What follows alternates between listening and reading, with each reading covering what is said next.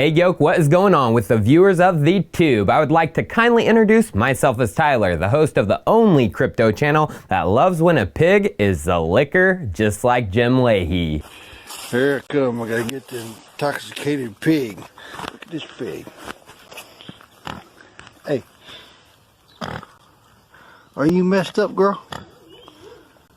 Never seen a damn pig. Yeah, that one there's fine. That one there's fine. This one here is turned belly up. Hey, you. Whoa, ho, ho. The bed on my. Oh, come here, girl.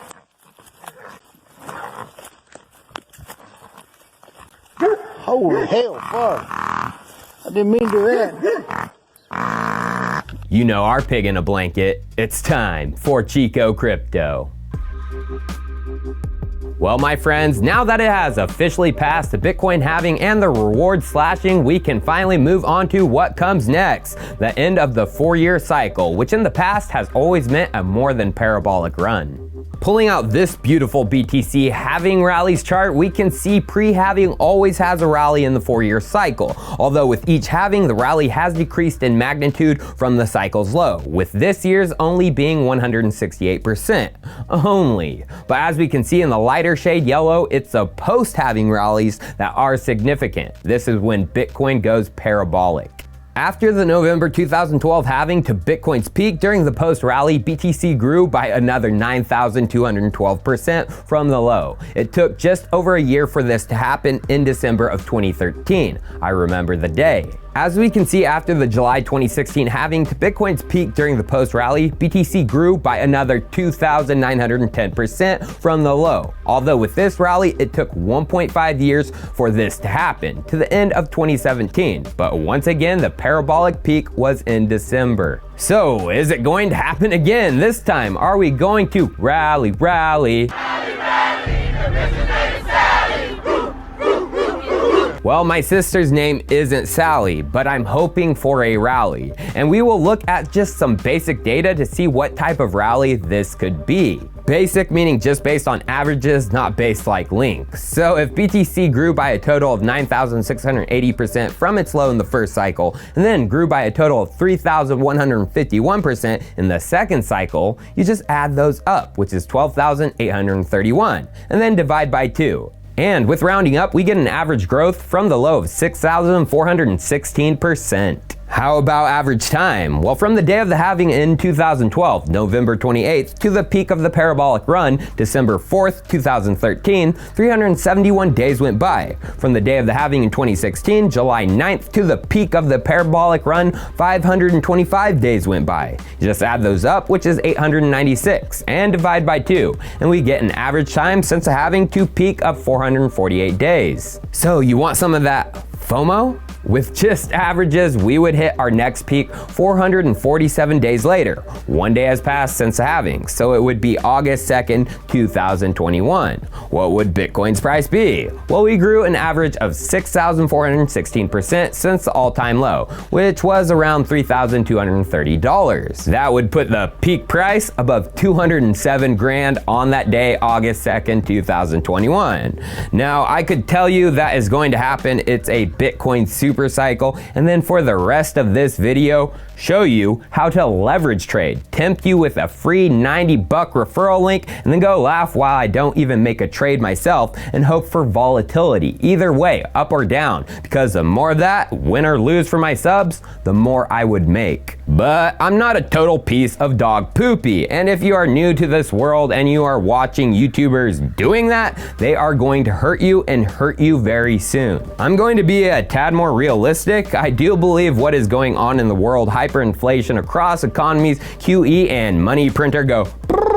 Can you characterize everything that the Fed has done this past week as essentially flooding the system with money? Yes, exactly. And there's no end to your ability to do that. There is no end to our ability to do that. We have to realize that this is the beginning of the end of the rope for the good old USD and fiat currencies as a whole. There will only ever be 21 million BTC, and our Fed is saying they will print unlimited amounts of USD. Just Think about that for a second. Yes, exactly. All right, you back? Now let's get real and think about what could happen to the Bitcoin price next cycle. Well, pulling back out the cycle's percentages chart, it's obvious to see with halving pre and post, the percentage increase from the low gets smaller and smaller. Pre-halving 2012, it was plus 468%. Pre-halving 2016, it was plus 241%. And finally, pre-halving 2020, it was plus 168%. And then post-halving from the low, it was plus 9,212% in 2012 and plus 2,910% in 2016. But we are missing the post-halving data from 2020, obviously. Well, using the pre-halving increase data and the average differences between them, we can get a way better idea. Difference between plus 468 and plus 241 is 227, a decrease of about 49%, and the difference between plus 241 and plus 168 is 73, a decrease of about 30%. So based on average decrease percentages, 49 plus 30, and then divide by 2, the pre-halving percentage increase with each cycle on average decreases by about 40%. And then post-halving, we only have one data point. Difference between plus 9,212 and plus 2,910 is 6,302, a decrease of about 68%. One thing to notice is the magnitude between pre-halving first difference and post-halving first difference, much larger magnitude, 68% versus 49%. Actually 39% more magnitude. So what are we gonna do? We will take the average decrease pre-halving, that 40%, and apply it to post-halving data. Post-halving second cycle increase is plus 2,910%. A 40% slash of that would be 1,174%. So adding what has already happened this cycle, pre-halving plus 168%, and adding our estimated plus 1,174% post-halving, we get a total from this cycle of plus 1,342%. From this cycle's low of about $3,230, that would put the next all-time high at $43,436. That, in my opinion, is a more realist view of things, but what about a bullish, pessimistic view of the next cycle? So remember the plus 1,174% we calculated, and we found that there was a much steeper post-halving drop than pre-halving, 39% steeper. Thus, we need to slash off another 39% off of that 1,174%. That would put us at about plus 716% to the next all-time high post-halving.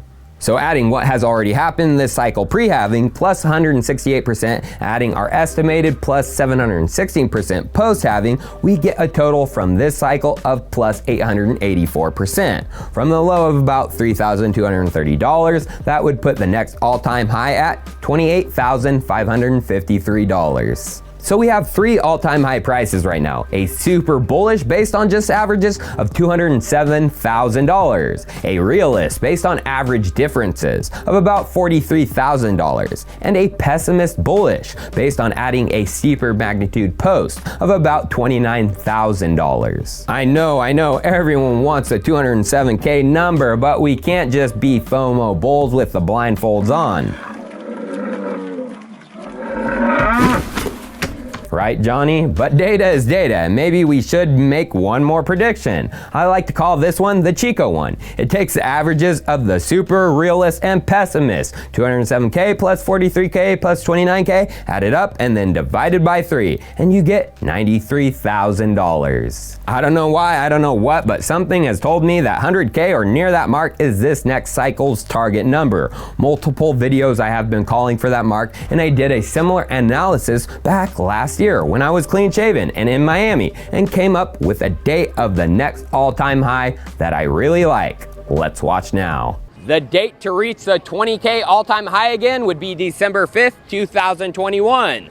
The date to reach a new all-time high after a parabolic run would be on December 7th, 2022. December once again. Although we are over 2 years out from reaching the next parabolic high, December 2022, well, you got to go back to the time data. To reach the high post-halving, it has been increasing.